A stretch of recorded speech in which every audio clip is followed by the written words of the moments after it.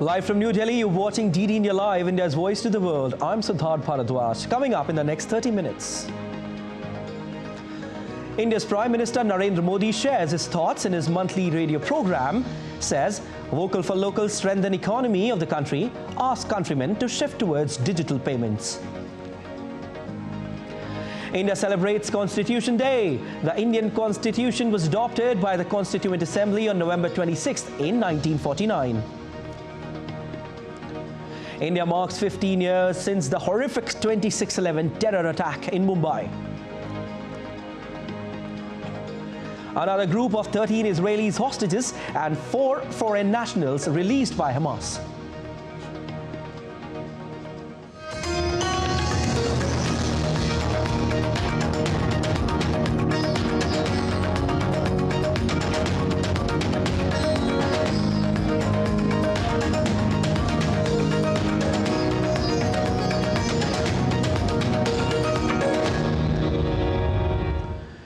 India's Prime Minister Narendra Modi appealed to people to be vocal for local to strengthen the economy of the country. Sharing his thoughts in his monthly radio program Mann Ki Baat, PM Modi asked countrymen to shift towards digital payments. He also paid tributes to the victims of 26/11 Mumbai attack and said India will never forget 26th of November, as on this day the country had come under the deadliest terror attack.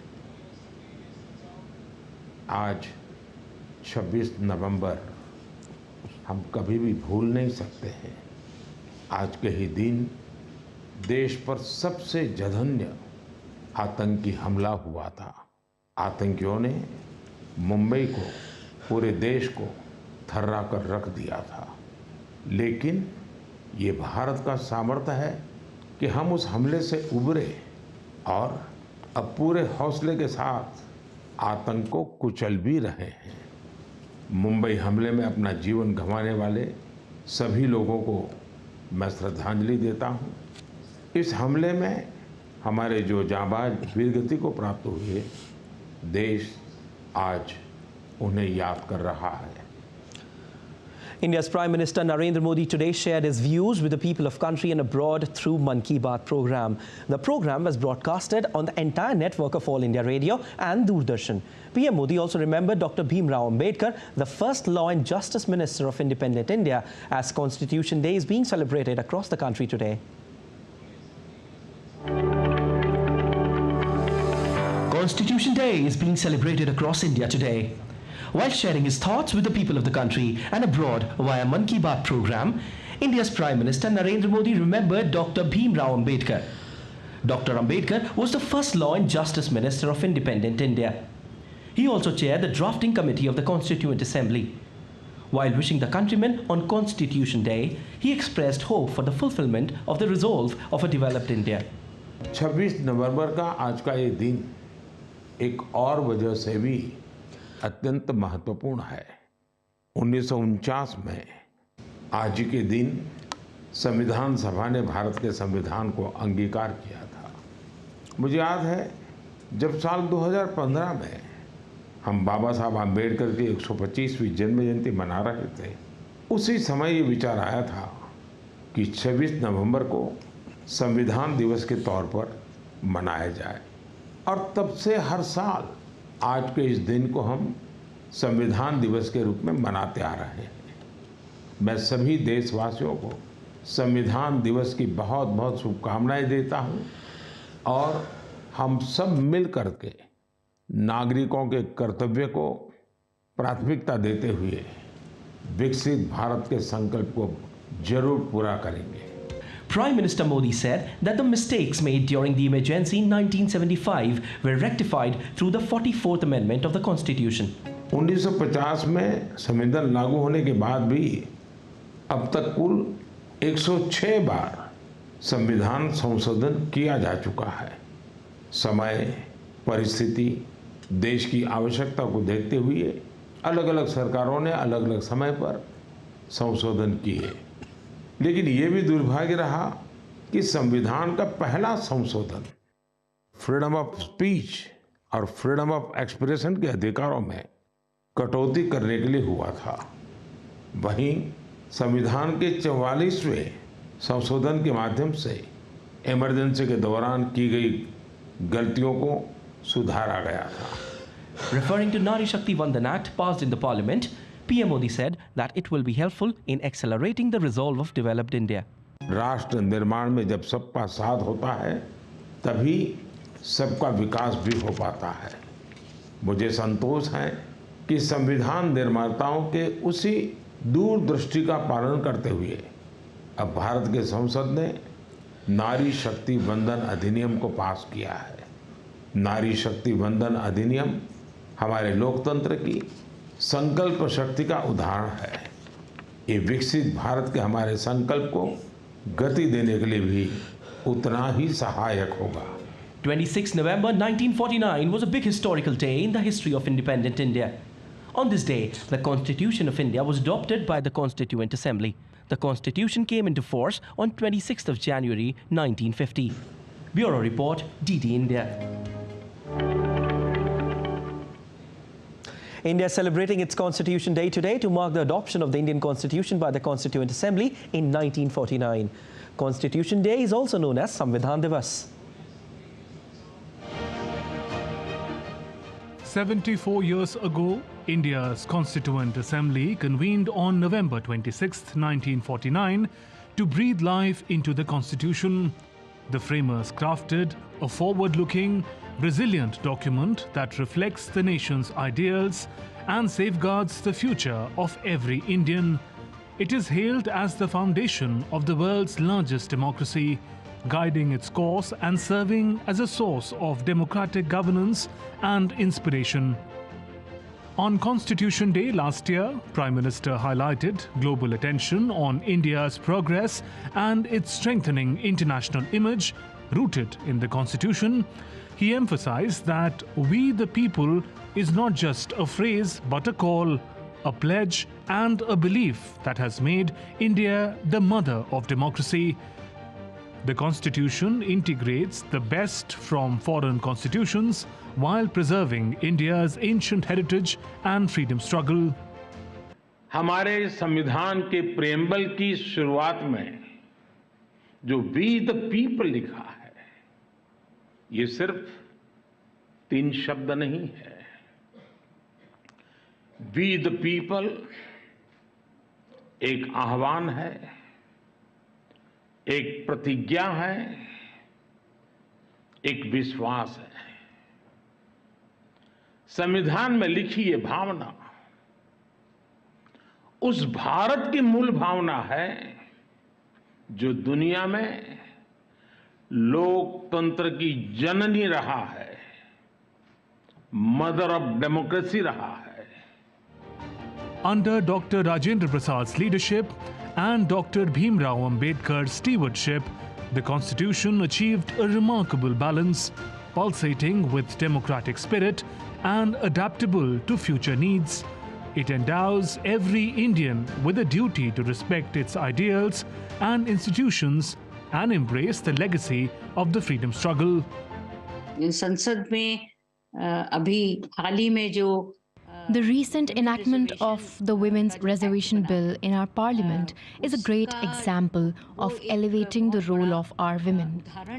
In addition to this, the setup of the Commission for the Amendment of Other Backward Classes has also been provided for in the Constitution. उसकी व्यवस्था संविधान में की गई है। The Constitution also advocates for gender equality, reflecting in provisions like the recent bill endorsing 33% parliamentary and state assembly reservations for women. It provides legal channels to address societal issues and aims to establish India as a democratic exemplar through constitutional amendments. India's President Draupadi Murmu unveiled the statue of Dr. B.R. Ambedkar in Supreme Court premises on the occasion of Constitution Day today. The President also planted a sapling in the premises of Apex Court of India on the occasion.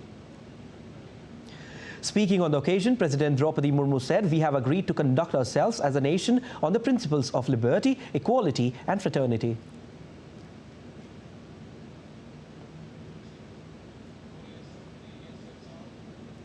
We celebrate the values enshrined in this founding document and rededicate ourselves to uphold them in the day-to-day life of the nation. What are these values? They are justice, liberty, equality, and fraternity, which are specially highlighted in the preamble.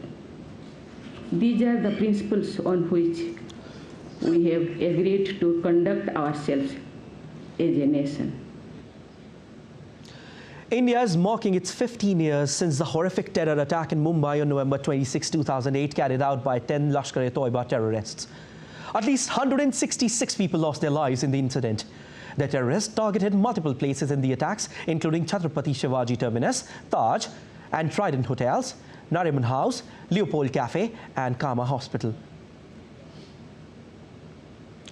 Remembering the attack, India's External Affairs Minister Dr. S. Jaishankar tweeted, India's quest to bring those responsible for planning and executing these horrific acts to justice continues. Indian Defence Minister Rajnath Singh also paid tributes to all those who lost their lives in the terror attacks.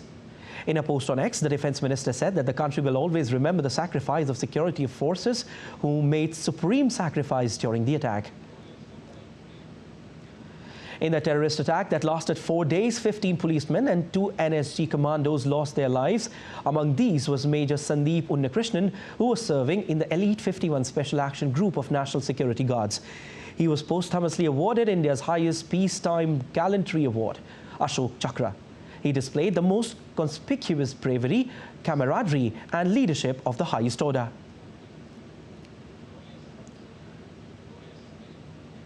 US Ambassador to Israel also tweeted a picture paying floral tributes to honor the memory of the victims lost. He pledged to continue to fight against acts of terror together with the government of India. Israel Ambassador Naor Gilon spoke about the 26/11 Mumbai terror attacks and the connection that India and Israel share as a result of terror activities. Each country has its watershed event. We all suffered terrorism for ages, and we still suffer before and after.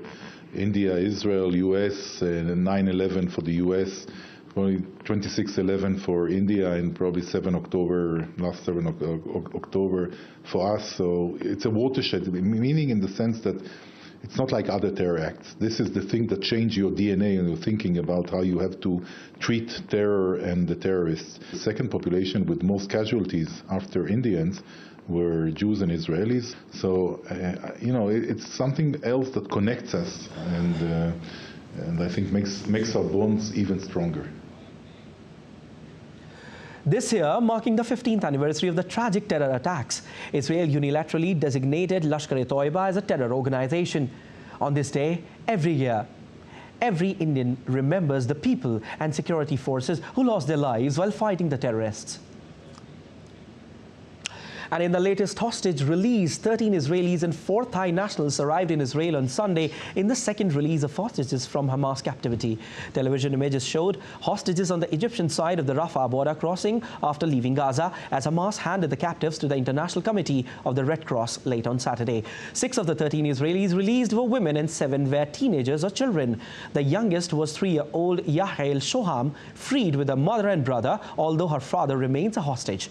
Israel released 39 Palestinians, 6 women and 33 minors from 2 prisons, the Palestinian news agency Wafa said. Saturday's swap follows the previous day's initial release of 13 Israeli hostages, including children and elderly, by Hamas in return for the release of 39 Palestinian women and teenagers from Israeli prisons. On Friday, Hamas also released a Philippine national and 10 Thai farm workers. Today is the third day of 4-day truce between Israel and Hamas in Gaza. During the first 2 days of truce, a total of 41 hostages, including 24 Israeli and 17 foreign nationals, were released by Hamas. A total of 50 hostages are to be exchanged for 150 Palestinian prisoners over 4 days under the truce. And Israel's Defense Minister Yoav Gallant met on Saturday with commanders and soldiers fighting against Hamas in Gaza. According to a statement, the Israeli Defense Minister arrived there on board a naval vessel together with the commander of the Israeli Navy, Vice Admiral David Sa'ar Salma. He toured the northern coast and received a briefing on the troops' activities during operations and security measures taken during the temporary truce agreed with Hamas. There is a direct correlation between your actions and the elimination of the Hamas. and also between your actions and our ability to bring back the hostages. That's the process. The time frame for the pause is short.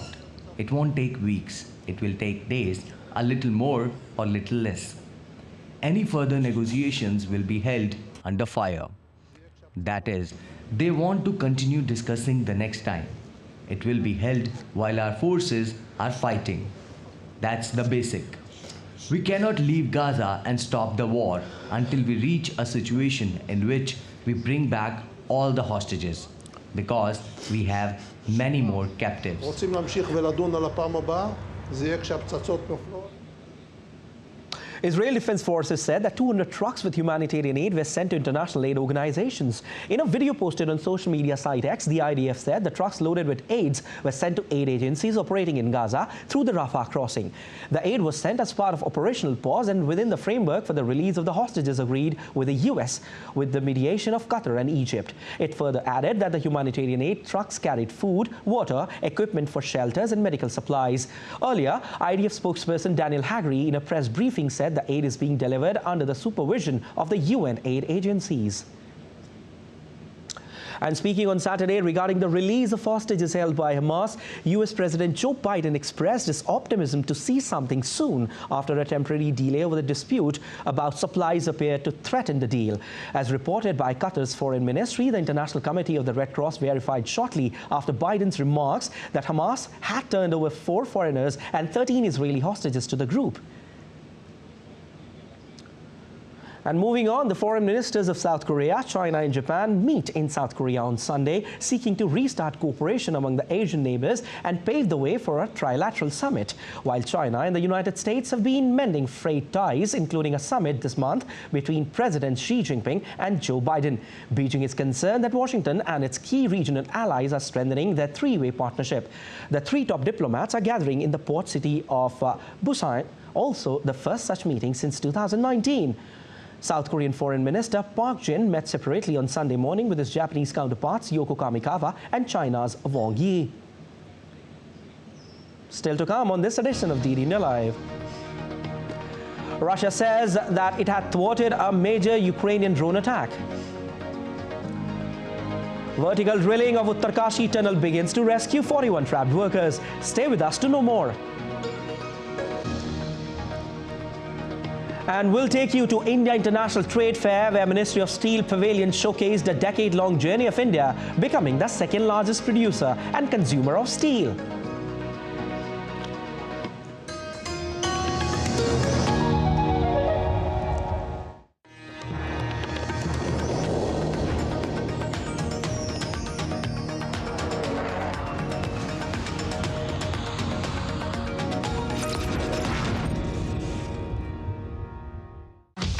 A platform for the developing world, amplifying the voice of the global south with a focus on the growing economies, resolving the conflicts, showcasing the culture, tradition, heritage and diversity.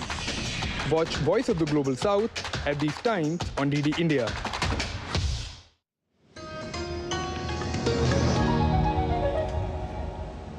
You're watching DD News Live. I'm Siddharth Bharadwaj, and Russia said on Sunday that it had thwarted a major Ukrainian drone attack with at least 20 drones shot down over Russian regions, including Moscow. Russia's defense ministry said Ukrainian drones were shot down over regions including Moscow, Tula, Kaluga and Bryansk. One person was injured in Tula when an intercepted drone hit an apartment building. The Kommersant newspaper said that flights were delayed or cancelled at Moscow's main airports due to the drone attack. And meanwhile, the Ukrainian military destroyed 8 of 9 attack drones launched overnight by Russia, the Air Force said on Sunday. There were no immediate reports of damage or about where the remaining drone had struck. The attack, which the Air Force said was launched from the southeast, came a day after what Ukrainian officials said had been Russia's largest drone attack of the war. Ukraine has warned in recent weeks that Russia will target critical infrastructure in a winter aerial campaign, as it did last year. Massive rescue operation is underway to evacuate the trapped workers in Uttarkashi in Indian state of Uttarakhand. Vertical drilling work has also begun on the top of the tunnel as an alternate to the ongoing plan. Chief Minister of Uttarakhand Pushkar Singh Dhami informed on Sunday that a plasma cutter machine was airlifted from Hyderabad to cut the broken blades of auger machine and has started working. अभी सुबह से plasma machine जो हैदराबाद से आई है उसने काम करना शुरू कर दिया है और तेज़ी से कटिंग हो रही है। अब कुल 14 मीटर शेष बचा हुआ है जो आगर मशीन को काट के निकालना है। लगता है कि जल्दी ये काम हो जाएगा अगले कुछ घंटों में। उसके बाद मैनुअल काम शुरू होगा डीलिंग का। There are only few meters of debris left between rescuers drilling in from the Silkyara end and the trapped workers, but officials say it is difficult to anticipate when this last leg of the operation will be completed. Prime Minister Narendra Modi is taking stock of the rescue operation.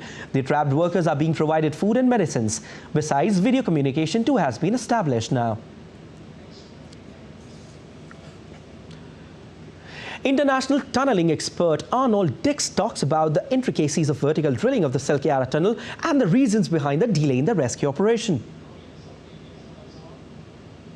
Yeah, the micro-tunneling, that's all being prepared. That's just over there, just round the hill. Yeah, that's all. Yeah, it takes time as well. That's why I'm predicting everyone home by Christmas, because the micro-tunneling takes a while. I know the plasma cutting is not like an auger. That's just for cutting metal.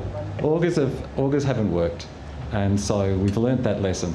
So if they start up an auger, you can all throw rocks at me and send me out of town. I haven't done my job properly. But we didn't know that when we began, and we know that now. So that's, from my point of view, no more augers. Only about 9 metres, the length of a truck. Yeah. But it may as well be 1,000 kilometres, because we've got to literally millimetre, centimetre by centimetre crawl our way through that last 9 metres, and we don't exactly know what's there. And there's always the risk that whatever created that will happen again. It's like so important that we're careful, because if this could change, like I could be talking to you tomorrow and we've got another 20 metres to go, if you know what I mean. Like it could all extend. If there's another avalanche in there, it could extend again.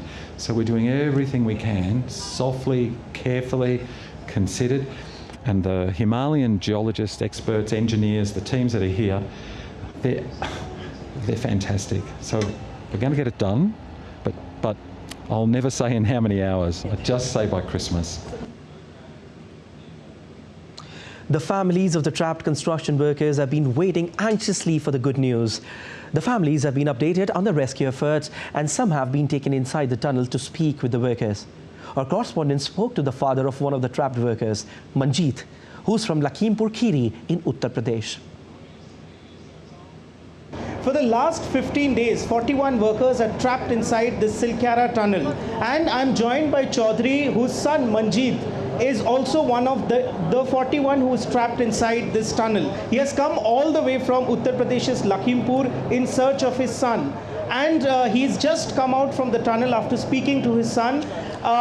Chaudhary जी, आपने आपके बेटे से अभी बात किया है, आपके बेटे क्या बोले? सब अंदर जो आपके बेटे के साथ बाकी जो उनके साथी है कैसे हैं? पहले तो हम इधर से बोले कि अपना स्वास्थ्य कैसा है तुम्हारा बेटा? कहने लगा अच्छा है। हमने कहा घबराइएगा नहीं, हम लोग बाहर सब दुआ कर रहे हैं कि आप, हमें पूरा भरोसा है।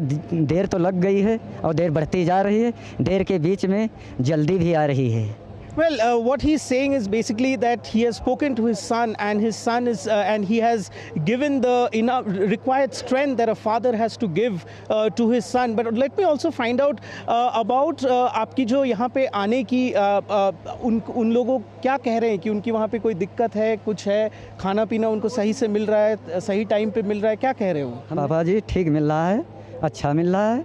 हम कहें दवा पानी, खांसी जुकाम वाली दवा पानी जो कुछ यहाँ से जा रहा है, कैसा जा रहा है, तो अगला अच्छा है। So you can see that he's saying that his son is completely doing fine inside, along with the 41 workers who are trapped inside this tunnel. आपका अभी 15 दिन हो गया है, प्रशासन काफ़ी कोशिश भी कर रहे हैं, तो हौसला कितना है आपका? हौसला हमें यही पूर्ण विश्वास है, अब जितनी देर होती उतनी जल्दी हो रही है। Well, you can see that this man is completely, his father, this is the father of Manjeet, who is trapped inside, and he's completely confident that his son will be out soon. They are very much happy with the arrangements made by the government here inside the Silkyara tunnel. With Gaurav Giri, this is Divyendu Mandal from Uttarkashi for DD India. And substantial rise in consumption of steel has made India the second largest producer of steel globally. Ministry of Steel Pavilion at India International Trade Fair highlights the major achievements of last decade. DD India correspondent Kriti Vadera reports. The Ministry of Steel Pavilion in India International Trade Fair showcased a decade-long journey of India becoming the second largest producer and consumer of steel. India is the lone bright spot in the global steel industry. The Ministry of Steel, after its own internal assessment and due stakeholder consultations, came out with its Strategic National Steel Policy 2017, which envisaged raising production capacity to 300 million tons by 2030-31. The government's focus on infrastructure and the commitment towards huge expansion and the pace at which the expansion is happening in the infrastructure is what is helping in creating a demand for steel. So that is how in the last decade, steel industry as such has grown, and now for the last 4 years, India is the second largest producer of steel in the world. The consumption basket of steel products in India has witnessed a major boost in last decade. The per capita consumption of steel is expected to go up to 158 million tons by 2030-31. Indian market has seen major demand of steel in last decade, resulting India becoming the second largest producer of steel. And now India is all set to give a strong competition to its global competitors by targeting 300 crude steel production by 2030. With camera person Radhakrishna, I am Kriti Vadera reporting from New Delhi for DD India. Well, let's take a look at other stories making news around the world. It's a race against time in a jungle in Bolivia as the sanctuary sends out rescuers to recover animals hurt in the large-scale wildfires. The Inti Varayasi Animal Refuge has collaborated with volunteers and firefighters to aid animals in need. Rescuers patrol the forest searching for animals at risk of injured by the fires and treat them until they are recovered. Climate change has affected animals more than humans globally. Workers at Pristina Bear Sanctuary in Kosovo are busy in taking care of a lion named John, puzzled by heavy snowfall in its enclosure. Similarly, some of the bears in the sanctuary also didn't bother to hibernate despite suitable weather conditions. Kalpitia is perfect for dolphin and whale watching these days. Beautiful scenes of swarms of dolphin fishes is a common sight in the Kalpitia seas. Large numbers of local and foreign tourists flock to the beach to watch the manifold behaviors of these fishes. A statue of a Ukrainian prisoner of war, Alexander Matsievsky, was unveiled in his hometown on Saturday. The execution of the soldier was filmed by Russian forces. The unarmed soldier was quickly hailed by Ukrainians as a hero.